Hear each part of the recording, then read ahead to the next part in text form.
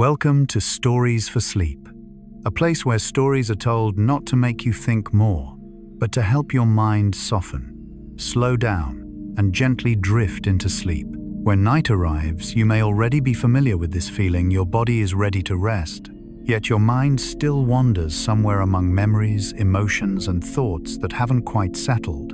That is completely natural. The human mind is not designed to switch off instantly.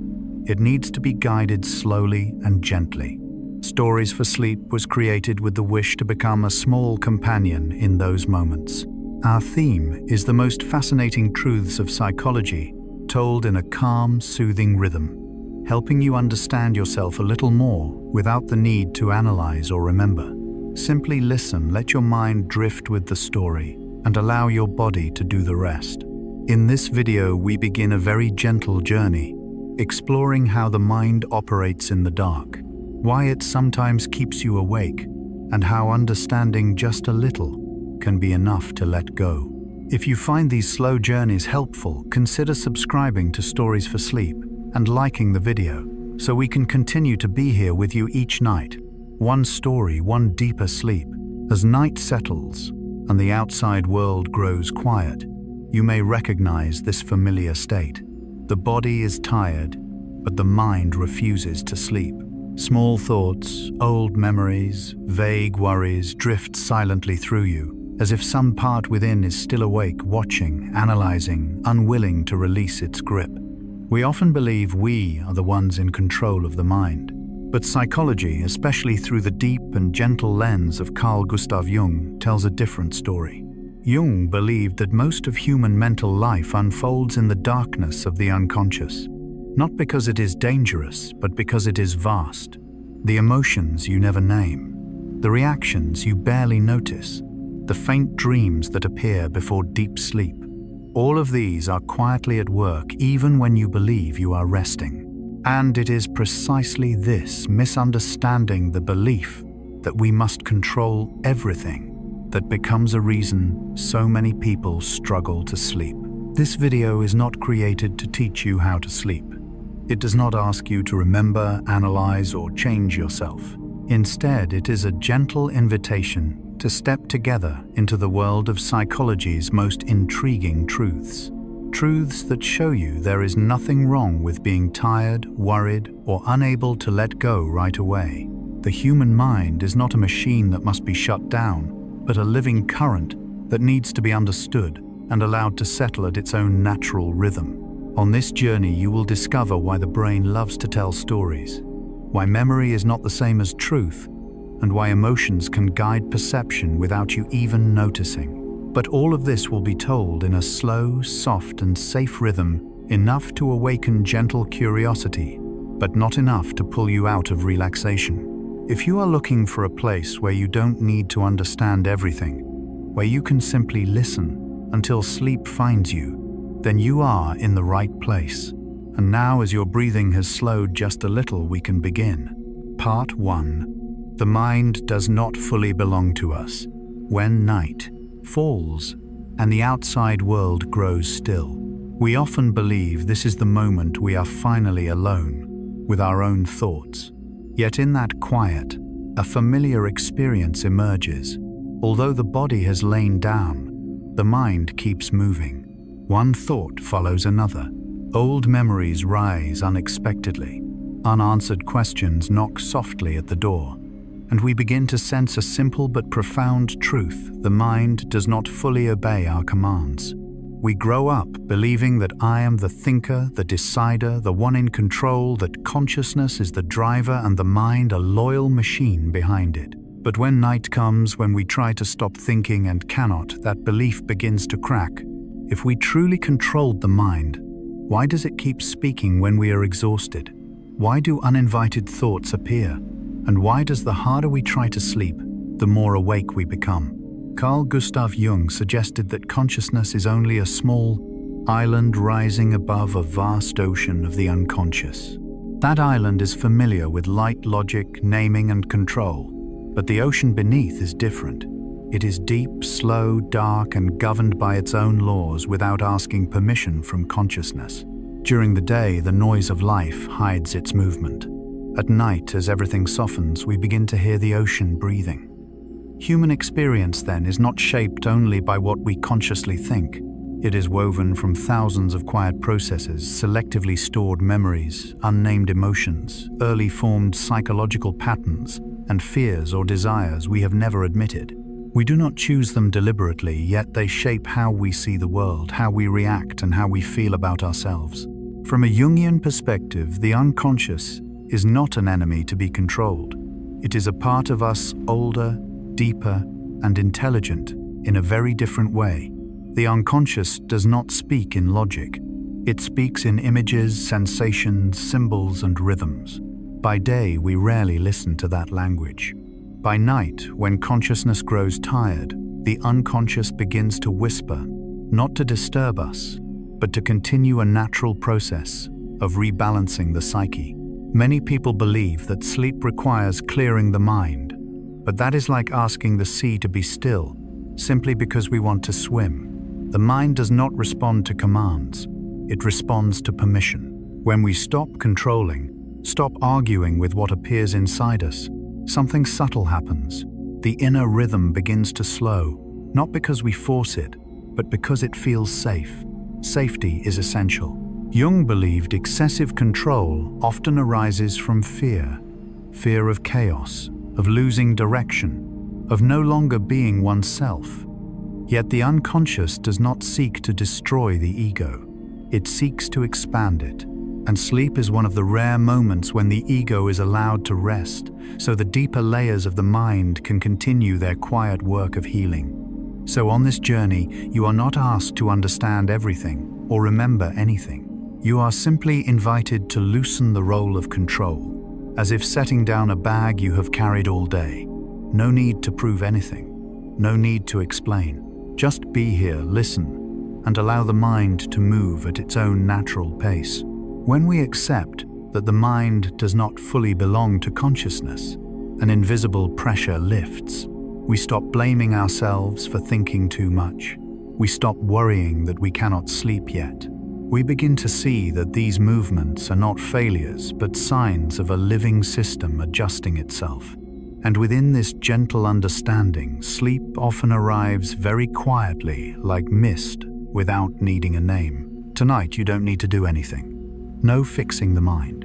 No defeating thoughts. Simply allow them to exist as the sky allows clouds to pass. This journey asks for no effort, only soft presence.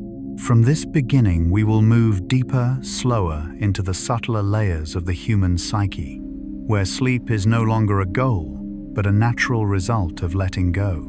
And perhaps what exhausts us most in modern life is not that we think too much, but that we believe we must control every thought. We are taught that with enough willpower, clarity, and strength, we can master the mind. Yet psychology, and especially Carl Jung's perspective, whispers a gentler truth consciousness, is only a small island on the vast ocean of the unconscious. Most of what we call me operates quietly behind the curtain of awareness. Fleeting emotions without clear cause, thoughts that appear and vanish before we can name them, reactions faster than decision. The mind does not wait for instruction. It began long before we ever realized we were thinking. Jung saw the human being not as a machine to control, but as a living ecosystem. In that ecosystem, the unconscious is not an adversary, but the source of intuition, creativity, dreams, and healing. When we tighten our grip on thoughts, the mind responds with tension. When we allow it to flow like water moving toward the lowest point, calm begins to emerge. Right now, as you listen, millions of signals are moving through your brain without your attention. Your heart adjusts its rhythm. Your breath finds depth again. Distant memories may stir, then settle. You do not need to manage any of this. You never did. Perhaps this is the gentlest invitation of the night. You do not need to understand, remember, or analyze. Simply allow yourself to be present, to listen, to soften your shoulders, to rest within this moment. The journey ahead is not about controlling the mind, but about realizing you never needed to. When understanding replaces fear, the mind naturally slows. And when the mind slows, sleep no longer needs to be sought. It arrives like an ancient, familiar reflex. If you are ready, we will move a little deeper. Not through effort, but through permission. Part 2, Emotion, is the filter of reality. As you begin to be, to release the idea that you must control the mind, another quiet truth emerges. You do not see the world as it is. You see it as you feel. Emotions do not arrive after events as commentary. They often stand at the very entrance of perception, like a thin lens laid over everything you see, hear, and remember. You step outside on a morning weighted by sadness, and the familiar road feels longer, heavier. The same road on a lighter day passes effortlessly. Carl Jung did not view emotion as interference with reason. He saw it as a form of ancient intelligence, older than thought, faster than words. Emotion is how the unconscious communicates with consciousness. Before you can think this matters, emotion has already decided whether something deserves attention or can be ignored. Two people may live in the same house, experience the same day, hear the same sentence, yet return with entirely different realities. Not because one is right and the other wrong, but because their emotional filters differ. A tired mind notices absence. A safe mind sees possibility. Emotion is the invisible steering wheel that redirects perception without asking permission. And importantly, psychology does not say emotions deceive you. They are simply doing their survival work. When sad, the brain scans for threat. When joyful, it widens its view. When anxious, it narrows the world to protect you. No emotion is wrong. Each is trying to keep you safe in its own way. Right now, you do not need to change how you feel. You do not need to think more positively. You only need to notice that emotion is present, but it is not the whole of reality. As you lie still, breathing slowly, the filter begins to soften. The world does not need to brighten, it only needs to loosen. As vigilance lowers, sleep begins to find its way back. Emotion not only filters the present, it colors memory and future alike. When an emotion arises, it flows backward into memory and forward into anticipation. A faint sadness can make old memories feel heavier than they once did. A vague worry can turn the future into a landscape of obstacles even before anything happens. For Jung, this is not error, but the natural language of the unconscious. The unconscious does not think linearly. It thinks in images, feelings, and symbols. When emotion arises, it searches memory for matching images to explain itself. Fear summons fearful memories. Safety calls forth gentle ones. The mind believes it is recalling truth, but it is telling a story shaped by the inner state. This explains why negative thoughts often appear before sleep. Not because night is more dangerous, but because external stimulation fades. The emotional filter becomes clearer, like shapes emerging as light dims. The mind, no longer busy with the world, turns inward. And this matters deeply. Emotions do not need immediate solutions. They are not problems to solve. They are like inner weather, arriving, lingering, then passing. Jung emphasized that trying to suppress or control emotion often causes it to cling tighter. When emotion is seen without judgment, it begins to regulate itself. If right now you feel a vague fatigue or an emptiness you cannot name, try not asking why. Simply acknowledge an emotion is here. Like a guest visiting, you do not need to speak with it. You do not need to send it away. Just allow it to sit in a space that is safe enough. As you do this, the emotional filter loosens. Not because the feeling disappears, but because consciousness stops resisting it. In that non-resistance, the nervous system lowers its guard. The heart slows. The breath deepens. The brain receives a simple signal: there is no threat that requires action right now. This is very close to natural sleep, the state where the mind no longer tries to understand, fix, or interpret. Only the soft presence of sensation remains. When emotion releases its grip on the steering wheel, reality steadies. The world grows quieter, not because it has changed, but because the filter has become transparent. Here you need do nothing more. Simply lie still. Let the next story unfold on its own. Part 3. Memory. is not truth but story.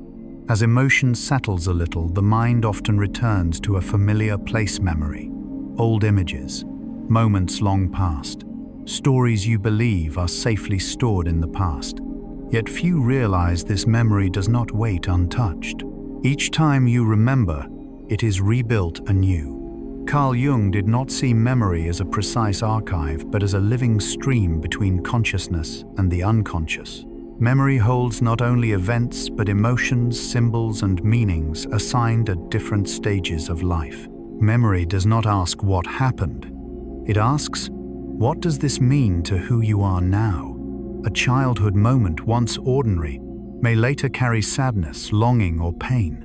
Not because the past changed, but because the person remembering has changed. This explains why two people remember the same event differently, and why you, at different points in your life, recall your younger self with entirely different feelings.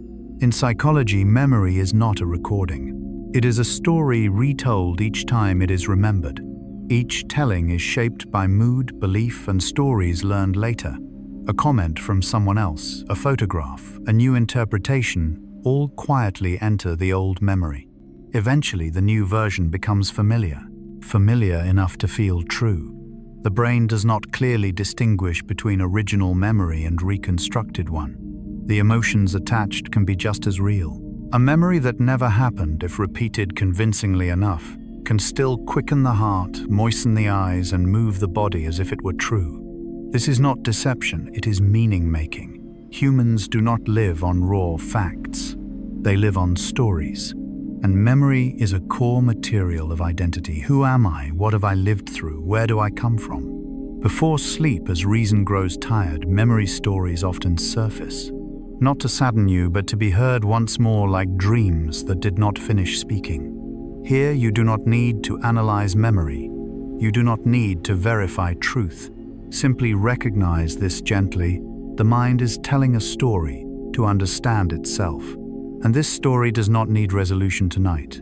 You may let it pass like an old film playing slowly. No need to pause it. No need to rewind. Just lie still and allow the images to fade. When memory is no longer held tightly, the mind grows lighter. In that lightness, an important space appears, a space the brain naturally wants to fill. And that is where the next story begins. Looking deeper, we see that memory holds not only what happened, but what was never spoken. Suppressed emotions, unacknowledged desires, ignored fears, all can slip into memory wearing the shape of events. Jung called this the unconscious, speaking in images and stories. When consciousness lacks words, the unconscious tells stories instead. Memory becomes the stage where unfinished feelings return softly, reminding we are still here. This is why some memories carry sadness without clear cause. No details, no logic, just a misty feeling. This is not your fault. It is the natural language of the psyche. In sleep, the boundary between memory, imagination, and dream grows thin. The brain no longer categorizes, it simply drifts. Images appear out of order, a face, a scent, a fragment of speech, all serving the same purpose, lowering the nervous system's guard. When you stop trying to remember correctly, memory softens. It ceases to be evidence or burden. It becomes a gentle wave, arriving and leaving.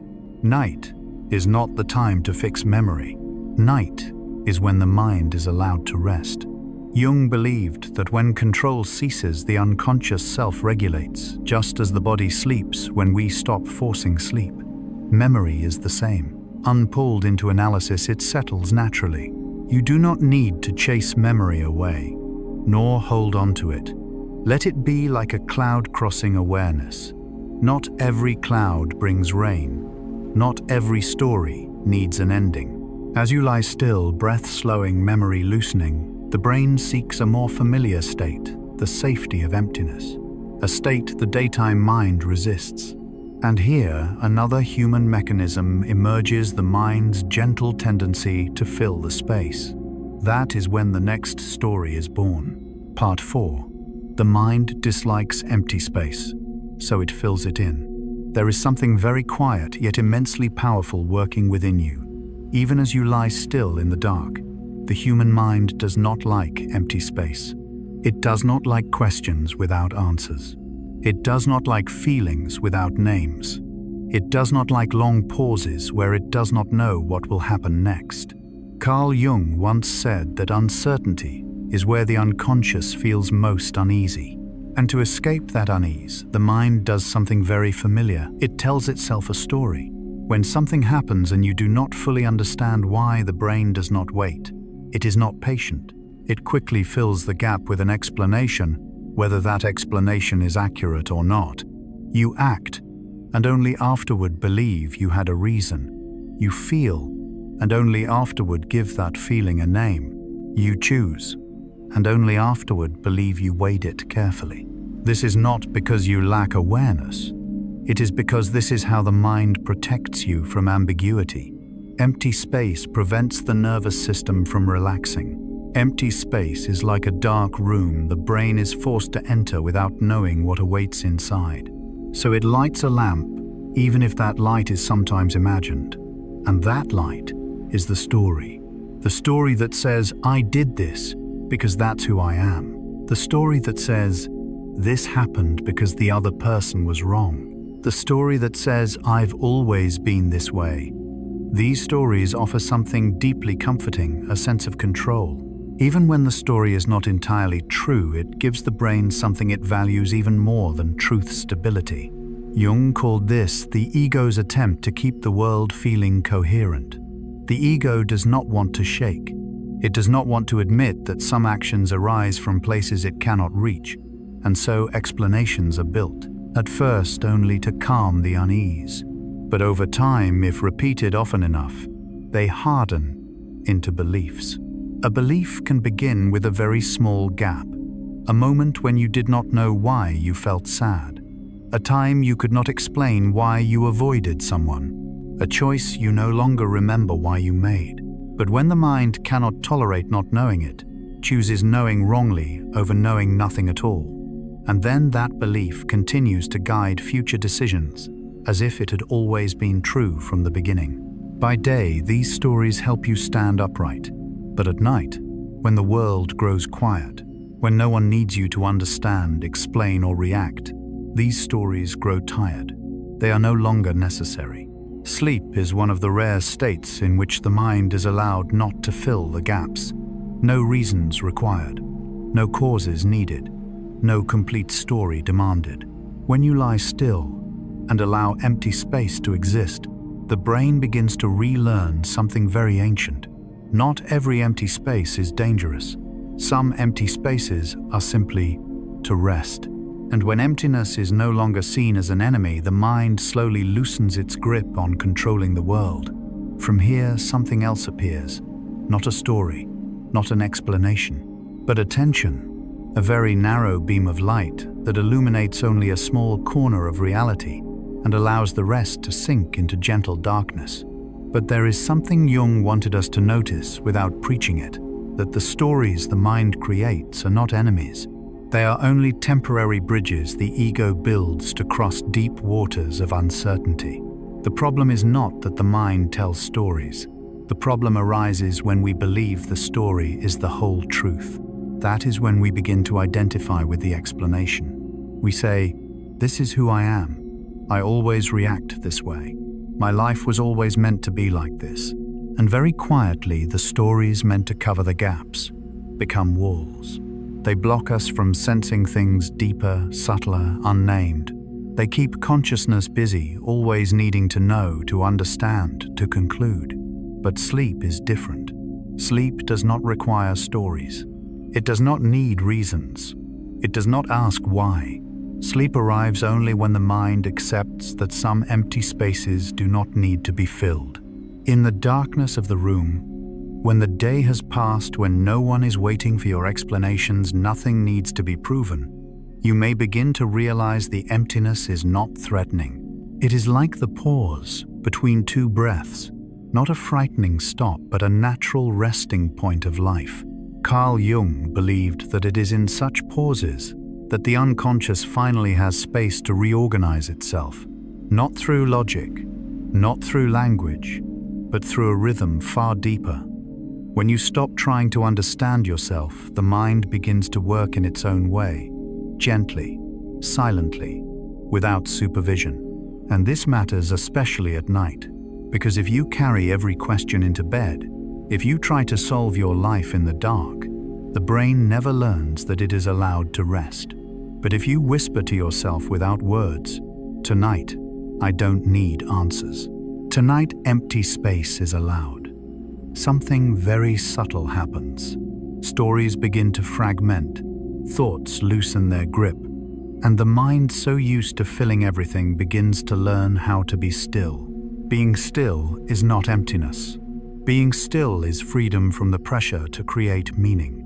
And in that state, your beam of attention naturally narrows, illuminating only a tiny piece of the present moment. The rest is allowed to sink into safe darkness. That is when sleep can arrive.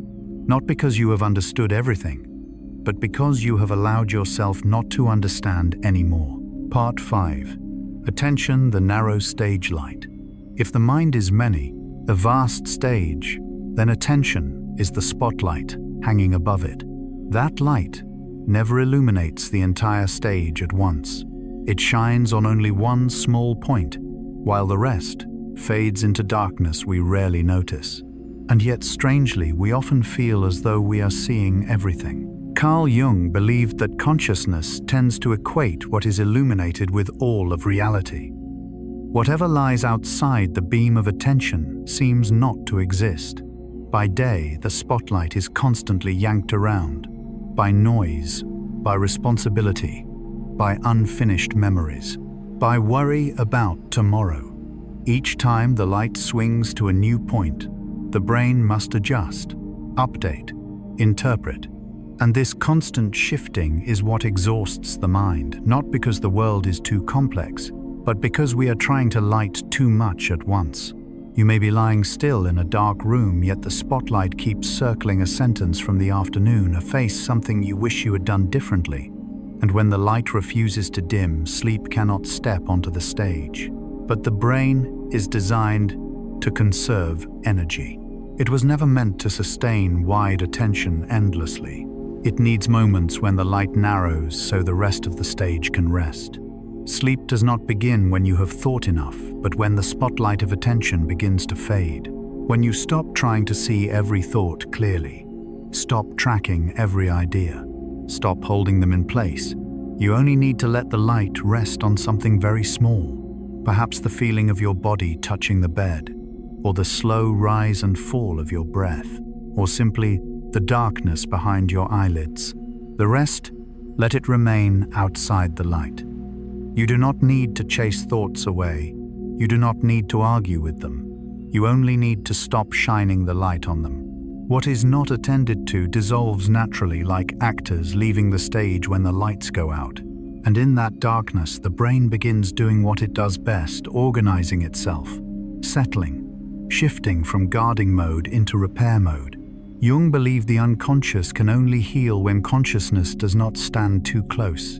When you stop watching yourself, when you allow darkness without explanation, the spotlight naturally lowers. And when the light is low enough, sleep does not need to be invited. It arrives as a reflex, soft, silent, unannounced. There is something very subtle. Most people miss attention is not only the ability to focus, it is also the source of tension. Whenever you attend to something, the brain assumes it is important for survival.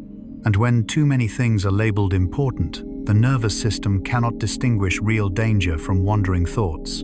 Jung once noted that consciousness tends to exaggerate its own role. It believes that without monitoring, controlling, observing, everything will collapse. But this is a gentle illusion. Life was functioning long before you learned how to think. Your heart beats without attention. Your lungs breathe without commands. And sleep does not need supervision. In fact, sleep appears only when attention withdraws. When the spotlight stops scanning every corner of the mind, when you stop watching yourself deeper, older systems are finally allowed to speak. That is why the harder you try to sleep, the more awake you become. At that moment, the spotlight is aimed directly at Sleep. The brain interprets it as a task, and tasks never lead to rest. Attention used at the wrong time becomes a guard who refuses to leave its post. But you do not need to order it away. You only need to stop feeding it. The fuel of attention is judgment. Is this thought right or wrong? Is this feeling okay? Am I asleep yet? Why am I still awake? Each question turns the light brighter. Instead, try something else. Allow everything to appear without naming it. A thought comes aloud. An image passes aloud. A vague sensation also aloud. No chasing, no holding. Just do not shine the light on it. When the light is gone, the mind's actors leave the stage on their own. Not because you defeated them, but because there is no audience. This is what Jung called the ego stepping back, when the observing self grows tired and releases its grip. In that darkness, the unconscious begins whispering in the language of dreams, blurred images, wordless sensations. You do not need to understand them. You do not need to remember them. Sleep does not require understanding. It only requires the absence of control. And when you allow the spotlight to narrow further, until there is only a faint glow or none at all, the mind will do what it has known how to do since before you were born. Rest, repair, recover. No effort, no striving, no success required. Just lower the light. Part 6. Belief can change the experience of pain. There is a long-held misunderstanding most of us carry that pain belongs entirely to the body, that it begins in the skin, muscles, bones, and travels straight to the brain as an objective signal, unchangeable, non-negotiable. But neuroscience and depth psychology have quietly revealed a gentler truth. Pain is not only a signal, pain is a decision. The brain does not simply register sensation. It evaluates, compares, predicts, and only then decides how much pain you will feel. And in that evaluation, belief plays a silent yet powerful role. If the brain believes you are safe, it can lower the intensity of the signal. If it believes danger is present, the same stimulus can feel far more intense. Carl Jung once said, "There is no purely objective experience. Every experience passes through meaning.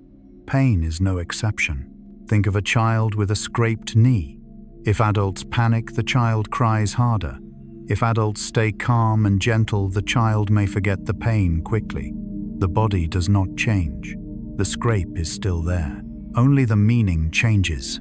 The placebo effect, often misunderstood as pretending, shows this clearly. When the brain believes help is coming, it activates real biological systems, pain reduction, inflammation, control, a sense of safety. This is not magic. This is biology responding to belief. This matters especially for vague pain, headaches without clear cause, persistent back pain, chest tightness from stress sensations doctors cannot trace to visible injury. Not because you are imagining them, but because the brain is in a heightened state of vigilance, and pain becomes its chosen form of protection. Jung called this the language of the unconscious. When something cannot be spoken in words, it is spoken through the body. The body does not betray you. It is trying to communicate. And when you understand this, something gentle happens. You stop fighting pain as an enemy. Instead, you begin listening to it as a message, not to analyze, not to fix immediately, just to acknowledge, my brain is trying to protect me. In that moment, alertness may drop slightly, and even a slight drop allows the nervous system to exhale. Like realizing the noise in the night is only wind, the body relaxes before thought even arrives. Belief does not erase all pain, but it shapes the experience of pain. And as you lie here without trying to do anything to the body, allow a simple thought to pass gently. Right now, I am safe. No convincing, no repetition. Just let it drift, like warmth. The body knows what to do with that. As safety spreads, the brain no longer needs to stay on high alert. Pain may soften, or at least stop demanding attention. If you listen long enough, you will notice pain never says only one thing. Sometimes it speaks of accumulated fatigue, sometimes of unnamed tension, Sometimes it simply signals that the brain has been in defense mode too long. In Jungian psychology, persistent symptoms often carry symbolic meaning, not mystical but adaptive. When the mind cannot slow down, the body finds a way to force it. Pain becomes the final boundary, an ancient way of saying enough. Notably, fear of pain causes the brain to monitor it more closely. Closer monitoring makes pain more vivid. A closed loop, not weakness but survival logic at work. Jung emphasized that what we resist unconsciously often returns as symptoms. What is accepted gently begins to transform. Not because it is fixed, but because it no longer needs to shout. Imagine someone anxious who is never listened to. Their voice grows louder, their gestures stronger, their emotion more intense. The body is the same. When pain is seen as meaningful, not as an enemy, the brain recalibrates its alarm. That moment is where belief becomes biology. Not the belief that everything is fine, but the simpler belief I am allowed to rest. When the brain receives this message, ancient systems responsible for recovery and deep sleep activate. Heart rate slows, breath lengthens, muscles release. You do not need to make this happen. Sleep does not come from effort. Sleep comes from releasing control. This is why trying to sleep often keeps us awake. The brain cannot guard and rest deeply at the same time. When you understand that bodily sensations are not signs of danger but echoes of a long day, the brain can lower its defenses. From a Jungian view, this is the moment consciousness steps back, allowing the unconscious, the land of healing and renewal, to speak. No further analysis needed. No need to remember everything you heard. Just let the body receive an ancient truth. When safety is felt, pain no longer needs to speak loudly. And in that softening, sleep begins to open its door.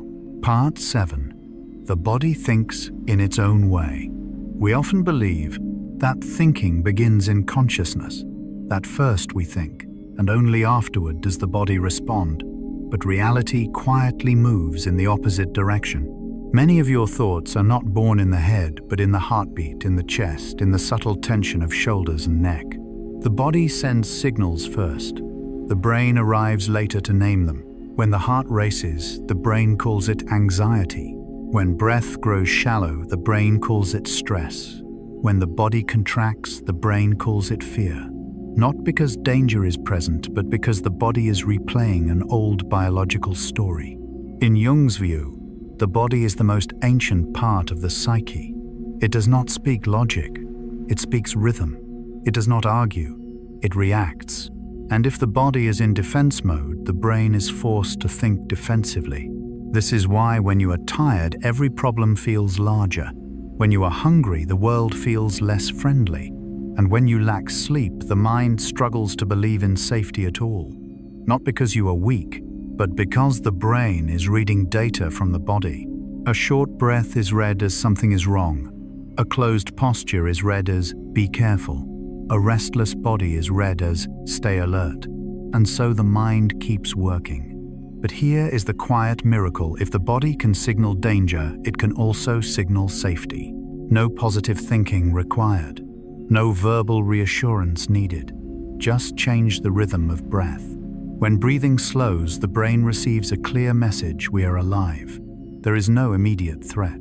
When breath moves deeper into the belly, the nervous system exits fight mode. When the exhale grows longer than the inhale, the body understands there is no urgency. And when the body understands, the brain lets go. You do not need to command the mind into silence. The mind quiets itself when the body stops sounding alarms. This is why sleep does not come from thinking correctly, but from feeling safe in the body. A soft bed, a steady breath, a posture that requires no effort. In this moment, you do not need to understand anything more. The body learned how to sleep long before you learned how to think. And when you allow it to do what it knows, the mind follows gently. There is a rarely mentioned truth. Most of the time, the mind does not lead the body. It follows behind to explain. The body walks first in the dark. The brain comes later with a lantern and says, that's what this was. But when the light arrives, the path has already been chosen. You may notice this on evenings like this. No major event, no specific thought, yet the body feels heavy, the chest tight, the shoulders refuse to release. The brain searches for reasons. It replays the day, examines every word, every look, but no logical cause appears. Because the cause is not in the story, it is in the nervous system. Your body may have been tense since morning, or yesterday, or for a very long time. The brain arrives late, tasked with telling a story to make the sensation meaningful. According to Jung, many human anxieties are not problems to solve, but signals to listen to. The body speaks in sensation. The brain speaks in thought. If we listen only to thought, we miss the original message. This is why trying to think it through before sleep often keeps us awake. The more the brain tries to understand, the more the body concludes it is still not safe. But when you do the opposite, when you stop fixing the mind and simply let the body settle, something strange happens. The mind slows on its own. Not because you defeated it, but because you stopped activating it. A deep breath is not a relaxation technique. It is an ancient biological signal telling the brain we don't need to run. A still body is not laziness. It is the nervous system returning to repair mode. And sleep is not a reward for a perfect day. It is a basic requirement for the brain to continue existing. You do not need to deserve sleep. You only need to allow it. In this moment, notice something very small where your body is touching. Your back against the bed, your head on the pillow. No change required, just noticing. When the body is noticed, the brain understands we are here. We are not threatened. And that is when unnecessary thoughts begin dissolving like mist, not vanishing completely, just no longer being fed. This part 7 is not meant to teach you how to sleep. It only reminds you that the body has known how to rest long before you learned how to think. And when you allow the body to do what it already knows, the mind will follow quietly. Part 8. The brain is always predicting, then calls it perception. The human brain is not an honest camera, nor a mirror that reflects the world exactly as it is. In a very deep sense, the brain is more like a quiet storyteller, always one step ahead of reality, guessing what will happen next, then adjusting the world to fit that story. We often believe that we perceive the world by opening our eyes and seeing, opening our ears and hearing. But the truth is gentler and far more fragile. Perception is not information entering the brain, but an ongoing negotiation between what is happening and what the brain expects to happen. In every moment, the brain sends out countless small predictions. Is this sound familiar? Is that darkness safe? Is this sensation in the chest a threat? The outside world provides only scattered fragments of information. The brain assembles them so quickly that you believe you are seeing reality directly. According to Carl Jung, consciousness is not a supreme control center, but a surface where deeper processes rise like waves.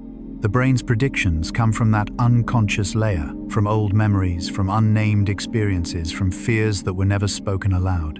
That is why when you step into a dark room, the brain does not wait to see what is there before reacting. It reacts first based on stories it learned long ago. Darkness once meant danger. Uncertainty once meant threat. Only afterward does consciousness arrive and name the sensation anxiety. In daily life, these predictions help us survive. They make us react quickly, avoid risk, and act before thinking. But when night comes, when you lie still and no longer need to respond to the world, this mechanism does not stop. The brain keeps predicting tomorrow, predicting unfinished matters, predicting conversations that already passed and things you wish you had said differently. And because nighttime offers less new data to correct these guesses, expectations begin to dominate. Unverified predictions slowly turn into truths in the mind. This is where illusions and misinterpretations arise. Not hallucinations in a pathological sense, but very familiar sensations. The feeling that someone is watching you when no one is there. Imagined sounds in silence. a vague unease with no clear cause, not because the world is more dangerous at night, but because the brain no longer has strong enough data to contradict itself. Jung reminded us that when consciousness weakens, the unconscious speaks more clearly. Images, emotions, and predictions that were hidden during the day now rise to the surface like unfinished dreams. But there is something very important to say, especially before sleep. Predictions are not commands, and thoughts are not prophecies. The brain can be wrong, and it is wrong very often. But your body does not need to argue with the brain to rest. If you soften, if your breath slows, if your muscles release, the brain receives a new kind of data, deeper than any thought. We are safe. When that happens, expectations weaken. Perception no longer has to strain to control. Images in the mind begin to fade, not because you push them away, but because the brain no longer needs to keep them sharp. Sleep does not arrive when you understand everything. Sleep arrives when the brain no longer needs to predict the future. And in this moment, as you listen to these words, your body is doing exactly that, telling the brain there is no need to predict, no need to guard, no need to name the world. Perception can withdraw. The story can pause mid-sentence. And in that gentle space, sleep finds its way back. You do not need to do anything else. Just be here. And let the brain for the first time today be allowed not to know what happens next. There is something very gentle and very freeing in this. You do not need to fix your brain to sleep. The brain does not need to be forced into silence. It only needs reassurance that nothing more needs to be predicted. All day long, the brain works like a gatekeeper. It keeps asking, is this safe? What does this mean? What should we prepare for next? But when night comes, those questions have nowhere to go. No actions to respond to, no new data to test. So the brain turns inward, using memory, imagination, and prediction to fill the gaps. From a Jungian perspective, this is when the boundary between consciousness and the unconscious is thinnest. Predictions no longer serve survival. They simply reflect what was not listened to during the day. A sudden thought appears not because it is important, but because it was never closed. A vague image drifts by, not because it holds special meaning, but because the brain is testing its last possibilities before letting go. If you try to push these things away, the brain interprets it as, there is still work to do. And so, it keeps predicting. But if you let them pass, neither agreeing nor resisting, the brain slowly realizes there is no threat that needs explaining. Perception no longer guarding naturally softens, like a hand relaxing after gripping all day. You do not need to understand your thoughts. Understanding belongs to daytime. Night only requires permission. Permission for the brain to be wrong. Permission for images to blur. Permission for unclear sensations to exist without labels. Sleep is not a state you reach through effort. It is a state that occurs when the brain stops trying to create a complete model of the world, when perception no longer needs to be precise, when the story does not need an ending, when predictions are allowed to remain unfinished. Then consciousness gently steps back, making space for a deeper kind of knowing, not through words, not through images, but through a primal sense of safety. If you are still listening now, notice this. You do not need to follow every word anymore. You can let the sound pass through like wind moving through a curtain. The brain will know when to rest. It has worked all day. And in this quiet darkness, it is relearning something very old you do not always need to understand in order to be safe. You only need to be still.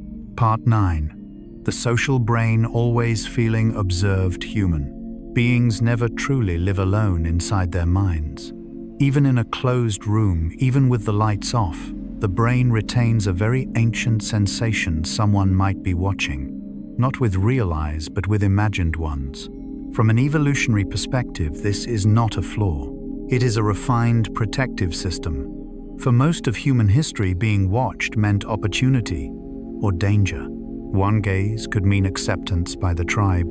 Another could signal exclusion. And the brain, loyal to survival, learned to be hypersensitive to anything related to attention. A glance over the shoulder, a sound behind you. a pause in conversation. The brain immediately asks, "Am I being judged?" According to Carl Jung, this is the persona, the social mask existing alongside the inner self. The persona does not sleep easily. It always wants to know, am I accepted? The problem is the brain does not clearly distinguish between a real gaze and an imagined one, between someone observing now and a memory of being observed before. So the feeling of being watched is often a false alarm. No one is actually paying attention. No one is judging. But the brain still activates vigilance because it would rather be wrong than miss a threat. Safety is always prioritized over accuracy. At night, when no other voices remain, the brain creates its own audience. Old faces, unspoken comments, imagined gazes you cannot locate. This explains why many people struggle most with sleep, not because they are tired, but because they feel exposed. Exposed to memory, exposed to social expectation, exposed to themselves. But here is a gentle truth. When you lie still in the dark, without action, without expression, the persona has no job to do. There is no role to perform, no gaze to respond to. If you allow yourself in this moment not to look like anything, not to be thought of in any way, the social brain begins to quiet, because it realizes there is no image to protect. Jung believed sleep is the moment the persona is removed, and when the mask falls away, the deeper self can breathe. You do not need to disappear from the world. Just in this moment, allow yourself not to be seen, not by others, not by yourself. And when the imagined gaze dissolves, the brain finally can stop guarding. Consciousness closes softly like a room without an audience, and sleep enters naturally. There is a strange paradox in the human mind. We feel watched while most people are busy watching themselves. But the social brain does not know this. It is not designed for philosophy. It is designed for fast reaction. So it does not ask, is anyone really watching? It only asks, what if they are? That question alone is enough to activate subtle tension, not intense but persistent. Jung wrote that humans fear not only being hurt, but being seen as they truly are. To be seen means the possibility of judgment. And so, even when alone, we maintain a social posture inside. We edit memories, replay conversations, imagine others' eyes on what has already passed. That is why when night falls, the body is tired but the mind will not settle. Because society is no longer outside. It has been carried inside for a long time. But there is one moment each day when the social brain lacks enough data to function. When the lights go out, when sound fades, when movement stops, then the brain begins to notice there is no signal confirming that you are being watched. And without a signal, the vigilant system can rest. You do not need to convince the brain. No arguments needed. Just stop providing evidence. Do not think about eyes. Do not think about judgment. Do not think about how you appear. Simply lie there, breathe, and let the social brain withdraw. Jung called this the moment social consciousness dissolves into the unconscious.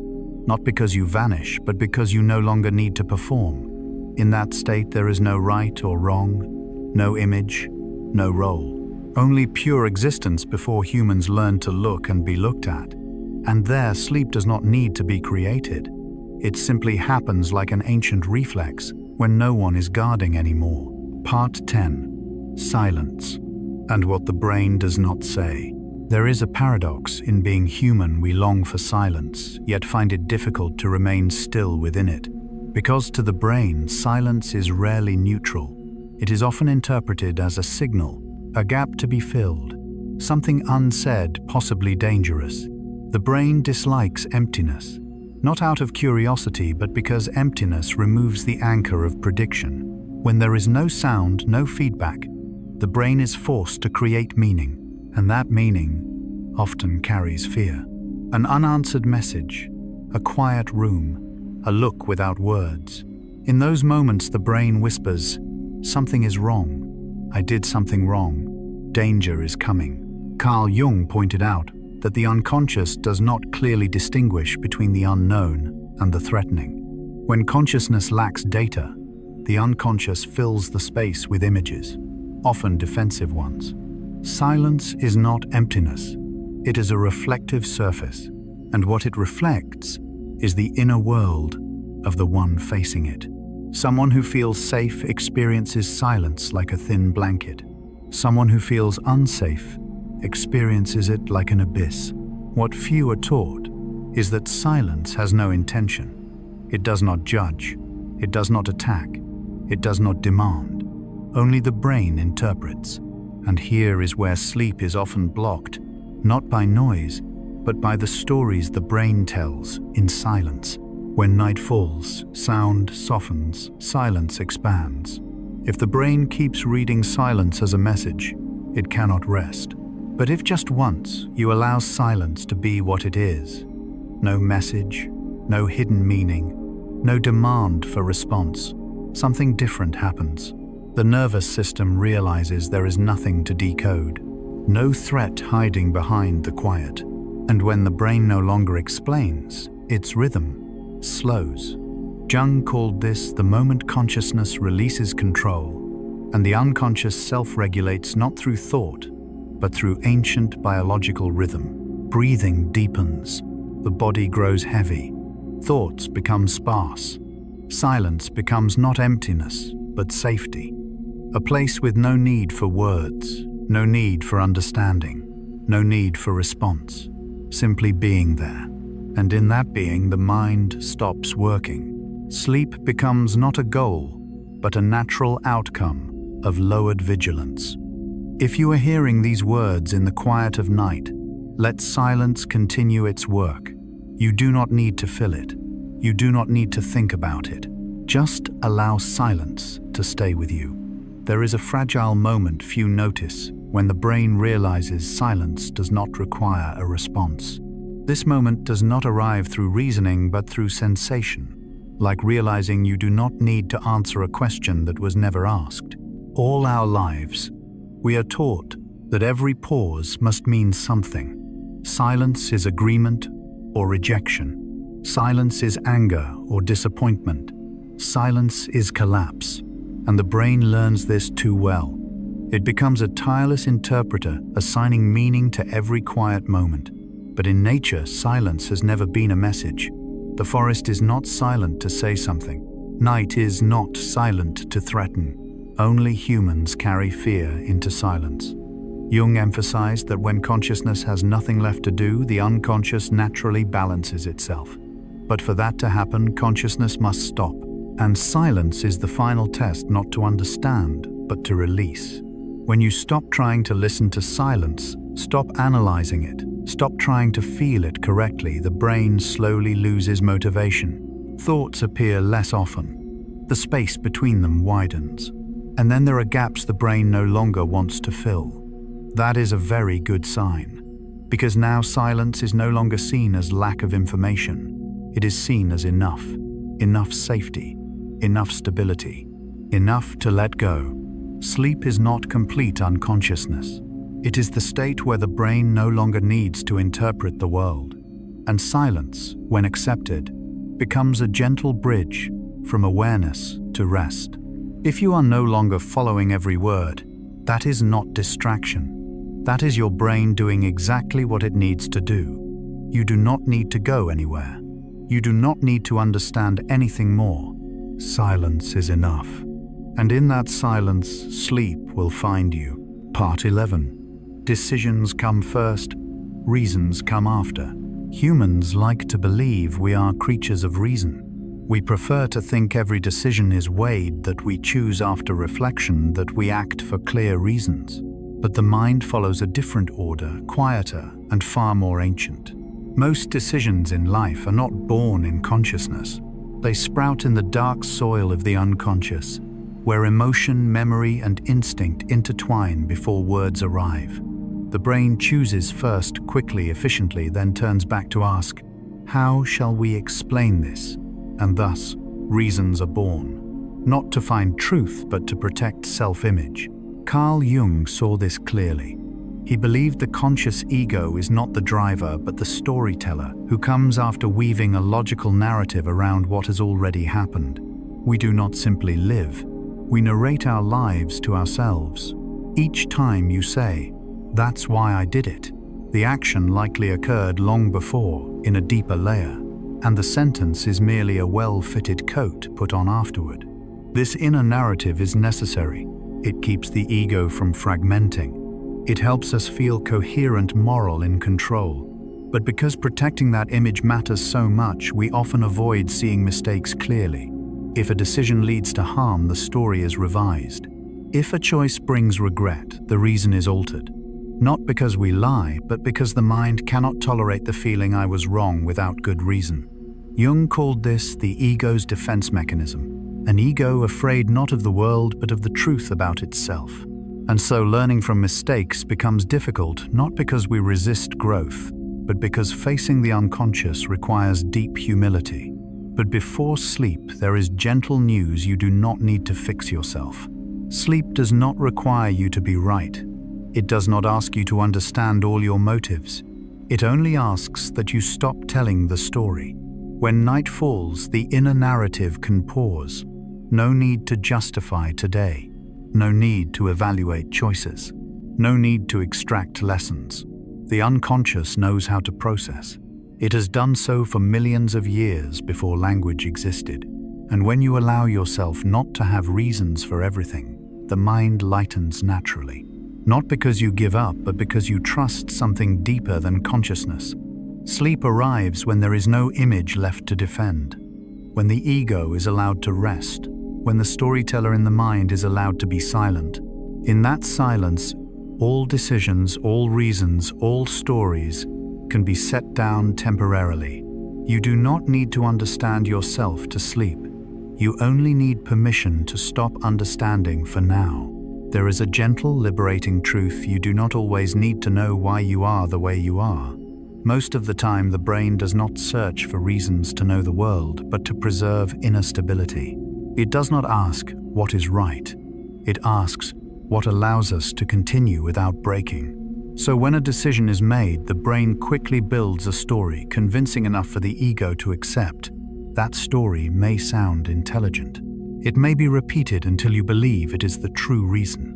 But in the quiet darkness of night, when there is no one left to convince, those stories fade. Not because they are false, but because they are no longer needed.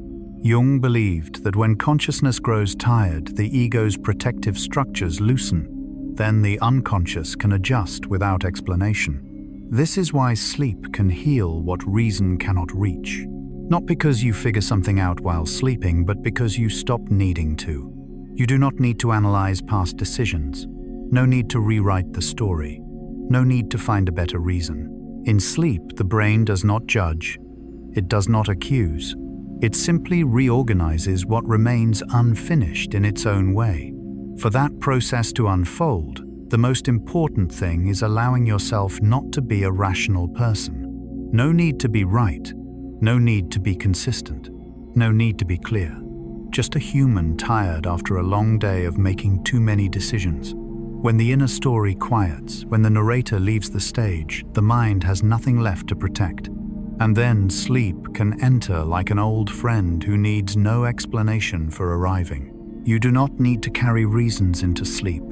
Tomorrow, if needed, the brain will resume its story. For now, you can leave every decision where it was born. No need to touch it, just rest. Part 12. Reality is continuously edited, if there is. One quiet but crucial truth about the human mind, it is this: you do not live in raw reality. You live in a version that the brain has quietly edited, cut, smoothed, rearranged, so the world does not overwhelm you. Every moment you open your eyes, the brain does not simply record the world. It edits. It fills blind spots you never notice. It connects gaps in vision. It smooths movement so you are not overloaded. It keeps the room stable, the person before you continuous, and you feeling grounded in an orderly world. Carl Jung said consciousness was not created to see the whole truth, but to endure reality. and so the brain prioritizes continuity over accuracy.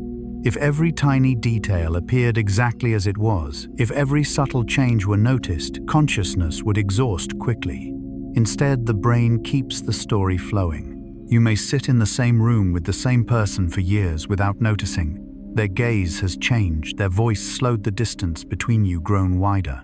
Not because you were careless, but because the brain preserved the old version until change became impossible to ignore. Reality does not disappear. It is softened, so you can continue living without constant adjustment. Jung called this a defensive mechanism of consciousness, a way the mind protects ego stability. We believe we recognize the world, but most of the time we merely confirm what the brain prepared in advance. This applies to yourself as well. You may have changed greatly, but the image you carry of yourself remains an older version because it feels safer. The brain does not ask, "Is this still true?" It asks, "Does this still allow us to function?" If the answer is yes, it keeps the version despite subtle evidence quietly emerging. Perception is not absolute truth. It is a reasonable construction. A film edited so you are not startled, not disoriented, not forced awake too early. And when night comes, when light softens, when stimulation fades, the editor slows.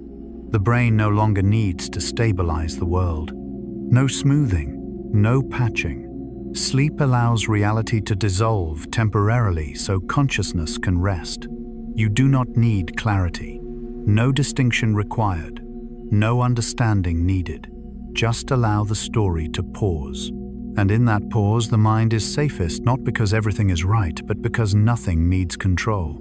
Now you can let the world edit itself, and you can drift into sleep gently without precision. There is something tender in how the brain works, though we rarely notice. It does not force you to face every change immediately. It allows you to miss things, and often missing them is a form of protection. You may have looked at an old photograph and suddenly realized a close friend then is no longer the friend of now. In that moment, you see the change happened long ago. The brain simply did not alert you. Not because you lacked intelligence, but because constant alarms would make living impossible. Jung believed consciousness needs stable boundaries to keep the ego from dissolving. So, the brain preserves familiarity even as reality shifts. You think you are seeing someone, but you are seeing through memory, expectation, and images that once felt safe. New reality is allowed in only when it can no longer be ignored. That is why major life changes are often recognized only after they are complete. You do not notice yourself growing tired until you cannot go on. You do not notice a relationship emptying until silence becomes undeniable. You do not notice how far you have gone until you turn back and cannot see the beginning. The brain does not do this to betray you. It does this so you do not break midway. Perception, then, is not a tool to see through the world, but a cushion helping you walk through it without constant injury. And when night arrives, when you lie still, when light fades, when sound softens, the brain no longer needs to maintain stability. Edges blur. Stories lose continuity. Edits pause. Sleep does not demand a perfect reality. It only needs a reality safe enough to release. So you do not need to understand everything before sleeping. No need to assemble life's fragments. No need to fix the story. You may allow the world to be unclear for now. And in that lack of clarity, the mind is allowed to rest, not because everything is resolved, but because you no longer need to hold it together. Now let perception close like a book. No need to finish it. No need to remember the final chapter. Just close your eyes and let sleep take over the rest. Part 13. Memory, emotion, and scent. There are memories that need no words to be summoned. They do not knock through thought, do not arrive as clear images, but drift back very softly, through a scent, the smell of damp air after rain, the scent of old wood in an unfamiliar room, the faint trace of a familiar soap on someone's sleeve. And suddenly you are no longer here. The space changes. Time collapses. You are standing inside a moment your rational mind never prepared for. That is because scent does not travel the path of language. It does not ask consciousness for permission. It goes straight to the deepest regions of the brain where memory and emotion were stored before you ever learned to name them. You do not remember with thought. You feel again with your entire body. Emotion, in truth, always arrives before explanation. The heart beats faster before you name it excitement. The chest grows heavy before you recognize sadness. A gentle warmth spreads before you understand it as safety. The body knows first. Language comes later. Jung once said that what is not made conscious returns in the form of fate, and scent is one of the paths through which the unconscious reminds you of what was never fully spoken. A memory may have been forgotten, but the emotion attached to it never truly left. It lies dormant until a very small signal awakens an entire old sky. What is remarkable is this: memories evoked by scent are rarely sharp. They are blurred. They are soft. They do not require precision. The brain does not return you to an event. It returns you to a state. And that state may be peaceful, or it may be a nameless sadness. But at night, as you prepare to drift into sleep, memories carried by scent rarely come to wound. They come to soothe. Because sleep requires safety, and the brain knows that early memories, those bound to scent, often live in places where there was not yet much harm. The scent of being cared for, the scent of a time before defense was needed, the scent of a world slow enough that vigilance was unnecessary. And when such a scent appears even only in imagination, the body understands. Now it is allowed to soften. You do not need to remember anything clearly. No need to find the correct moment in time. No need to explain why you feel this way. Let the emotion pass like mist. Do not hold it. Do not push it away. Memory does not demand understanding. It only asks to be allowed to pass through. And when you stop trying to grasp it, it dissolves on its own as lightly as it arrived. Now let your breath slow. Let the body continue its quiet dialogue with itself without words. Sleep begins where language ends. Perhaps the gentlest thing about scent is that it never forces accuracy. The brain does not ask, "What year did this happen?" It only whispers, "This feeling once existed." In the world of memory, emotion is the main thread. Details are fabric added later. You may forget faces, forget words, forget entire stories, but not the feeling. It remains stored in the body, in how your shoulders subtly tense under stress, in how your chest opens when you feel safe. And scent is one of the rare keys that opens this door without passing through thought. When a familiar scent appears, the brain does not reconstruct memory like a film. No screen lights up. It adjusts state. The heart slows. The breath deepens. The body recognizes, "I have survived. I have been held." Even if the original memory was imperfect, the sense of safety remains like an echo. Jung called this the memory of the collective unconscious emotional traces passed through lived experience without words, without explanation. We do not remember only with the brain. We remember with the entire nervous system. And at night, when light fades, when the outer world recedes, the brain becomes more sensitive to gentle signals. An imagined scent is enough. A vague memory is enough. Not to excavate the past, but to remind the nervous system, there is no need to stay alert now. Sleep does not come from understanding everything. Sleep comes when the body believes it no longer needs to prepare. So if an old emotion drifts through the night, do not name it. Do not ask where it came from. Do not try to hold or banish it. Let it be like a breeze passing through a room. Here, then gone. Memory, when not restrained, will find its own way to settle. And when memory settles, the brain no longer needs to build a story, no longer needs to connect time, no longer needs to protect. Only a very primal state remains being allowed to lie still. Right now, you do not need to remember anything else. No need to learn. No need to understand more deeply. All necessary memories have finished their work. What remains is the sensation of the body slowly sinking like a boat anchoring on calm water. Breath steady, shoulders soft, jaw released. And if there is a scent that once meant safety in your life, allow it to appear in imagination. It does not need to be clear, only familiar. Sleep will find you when the brain no longer needs to name the past. Part 14. When time is no longer linear. When night deepens enough time. Something you grip tightly during the day begins to loosen, soften like sand slipping through fingers without a defined shape. In everyday life, we think of time as a straight line, the past behind us, the present beneath our feet, the future stretching forward like a road we must walk. But the human mind has never operated so simply. The brain does not store memory as neatly arranged pages by year. It stores by emotion, by survival, relevance, by bodily imprints a moment leaves behind.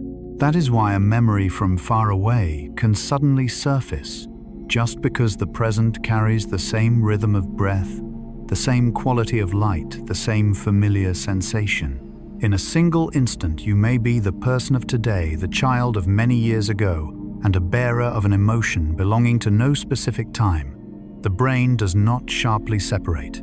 It only recognizes this feeling has existed before. From Carl Gustav Jung's perspective, time in the psyche is symbolic rather than linear. The unconscious does not care for calendars. It does not know what day or year it is. It knows patterns, recurring emotions, experiences not yet fully closed. So when you lie in the quiet darkness of night, the brain naturally blends layers of time. A present thought may carry an echo of the past. A vague sensation may belong neither to now nor entirely to then. This is not a malfunction. It is how the mind works when it no longer needs to control. During the day, consciousness constantly organizes, categorizes, explains. It needs clarity so you can act, decide, respond. But at night, when survival tasks retreat, consciousness grows tired. Straight lines of logic dissolve, making room for slower circles. When you stop trying to follow thoughts, stop asking where a memory came from. Stop forcing yourself to understand why an emotion appears. The brain does what it does best. It settles. Memory does not need explanation to rest. It only needs not to be pulled back into analytical light. Like water, the more you stir it, the cloudier it becomes. Left alone, what is heavy sinks, what is light drifts on. In the half-awake, half-dreaming state, time is no longer a current you must move through. It becomes a space. You are no longer traveling through time. You are lying within it. And in that space, there is no requirement to remember correctly, to reorganize your life, or to extract lessons. Unfinished stories are allowed to pause. Unclosed memories are allowed to be set down. This is the gentlest effect of releasing logic. The brain no longer feels it must track, must follow, sequence, must fear missing something important. When there is no task to understand, consciousness naturally withdraws. And when consciousness withdraws, sleep has room to appear. At this moment, you do not need to know whether you are thinking about past or present. You do not need to place this feeling in time. Just allow it to exist without an answer. Your breath is steady. Your body is here. That is enough. Time now is no longer something to pass through. It becomes a soft blanket, resting lightly on the mind. And when there is no need to move forward, no need to go back, no need to understand, the brain finally recognizes it is time to rest. You do not need to do anything else. Just let time dissolve and let sleep arrive as something entirely natural. As the boundaries of time blur this way, the mind enters a very particular state. No longer standing at the beginning or end of your life story, but floating in between where everything may exist without names. Here, the brain no longer measures time in minutes or hours. It measures safety. As safety increases, time slows, sometimes disappearing altogether. You know this from dreams. A dream may last only minutes, yet feel like an entire lifetime. Or there are nights when you close your eyes, and when you open them, morning has arrived without any sense of having passed through anything. This is not because the brain stopped working. On the contrary, this is the brain operating in its most ancient way. No storytelling, no categorizing, no time stamping. Jung described the unconscious as an ocean without a horizon. In that ocean, all memories exist simultaneously, not in order of occurrence, but by resonance. Memories carrying the same emotion naturally gather together, even if they belong to very different years. Today's sadness may call back an older sorrow. A sense of protection now may soothe a wound from far away. And when you do not interfere, when you do not force understanding, the brain reorganizes these layers in the least stressful way. This explains why the more you try to think yourself into sleep, the harder it becomes. Thought always pulls time with it, before and after, right and wrong, cause and effect. But sleep does not live there. Sleep belongs to a state where nothing needs to be tracked. When you allow yourself not to remember, not to resolve, not to complete anything the brain understands, there is no immediate threat, and then the nervous system lowers its guard. Heart rate slows, breathing deepens, survival signals move into background mode. You do not need to try to stay present. You do not need to push memory away. Just do not pull it into analysis. Let time in the mind exist as it truly is, a freely flowing field. If an image appears, let it come and go. If a feeling rises, give it space, but not a story. You do not need to follow it into the past. You do not need to ask when it belongs. Just notice, it is here, and it can leave. When the brain realizes everything is allowed to come and go without being held, it stops guarding. And there comes a very fragile, very quiet moment when time nearly disappears. No unfinished business. No tomorrow. No must remember. Only a body being set down, a mind drifting, and a night wide enough to hold everything without demand. Here, you do not need to be alert. You do not even need to sleep yet. Just allow time to stop being a line. Let it dissolve into mist. And let the mind for the first time today stop monitoring itself. From that moment, sleep is no longer a goal, but a natural consequence of no longer trying to control time inside yourself. Part 15. The power of confidence and social bias. When night grows deep, when the layers of daytime thought begin to settle, there remains a very quiet force, echoing in the human mind: confidence. Not true confidence born of deep understanding, but the kind shaped like certainty in sound, smooth sentences, a steady gaze. A confidence that can make others believe even when it does not carry truth. The human mind, as Jung suggested, does not seek truth first. It seeks safety. And in the social world, confidence sends a clear signal: I know where I am. I am in control. When we hear a steady voice, the brain is soothed. The nervous system relaxes. Ambiguity, the mind's quiet enemy, retreats. And in that moment, we easily confuse certainty with accuracy. This is not because humans are naive. It is because the brain is designed to conserve energy. Verifying everything independently is costly, so the brain learns to use social cues as shortcuts for trust. Someone who speaks slowly without hesitation. Someone others listen to. Someone familiar appearing again and again. These three signals alone often suffice to create a sense of truth, and when an individual enters a crowd, this mechanism intensifies. A crowd does not merely amplify voices, it amplifies belief. When many people believe something, the brain begins to treat it as part of reality. Not because it has been verified, but because standing outside consensus creates deep unease. Belonging to a group is an ancient survival need. Unconsciously, exclusion once meant danger, so the mind often chooses to flow with the current rather than swim against it. Jung called this the power of the collective unconscious, shared psychological patterns operating beneath individual awareness. In that space, opinions cease to belong to anyone. They become waves, and the more familiar, the more repeated a wave becomes, the easier it is for the brain to label it as truth. Familiarity has a unique hypnotic power. Things we hear often are processed more easily. The brain exerts less effort to understand them, and that feeling of ease is mistaken for correctness. Not because the content is more reliable, but because the neural pathway leading to it has become smooth and worn. That is why a statement can sound reasonable simply because it has been repeated enough. why a belief can persist just because it is familiar to a community. And precisely because of this, we rarely notice when we are being guided. Because the guidance is not forceful. It is gentle, harmonized, and offers the comfort of togetherness. But when night falls, when the crowd dissolves, when only you and your breath remain, those layers of influence begin to soften. You do not need to argue. You do not need to expose anything. Just recognize this: your beliefs were formed in social space, and that is not your fault. This understanding is not meant to make you doubt everything. It only invites softness. Less tension around being right. Less rigidity before confident voices. Because in sleep there is no need for confidence. No need for arguments. No need for agreement. Sleep does not belong to the crowd.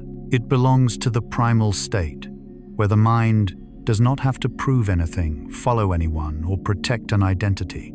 And when you allow yourself to release both certainty and doubt, the brain understands there is no social threat to manage. Biases begin to settle. Collective noise dissolves. Only a quiet space remains safe enough for rest. In that space, you do not need to believe anyone. Just trust this tonight. You do not need to be right. And here, as confidence is seen as a biological signal rather than a measure of truth, the mind begins to breathe more slowly. You may feel it subtly, not as a clear thought, but as a softening in the chest, a small gap between two lines of reasoning. Jung emphasized that humans do not live only in a world of facts, but in a world of meaning. And meaning is often borrowed from the collective before it is tested by the individual. When a belief is shared widely, it becomes not just an idea, but a psychological shelter. A place where one is not alone. A place where ambiguity does not have to be carried alone. That is why leaving a familiar belief can be more painful than continuing to believe something false. Not because error is frightening, but because losing the sense of belonging is one of the brain's oldest fears. Understanding this allows gentler self-treatment.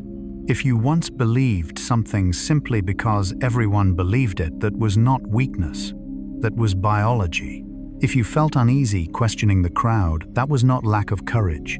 That was your nervous system trying to keep you safe.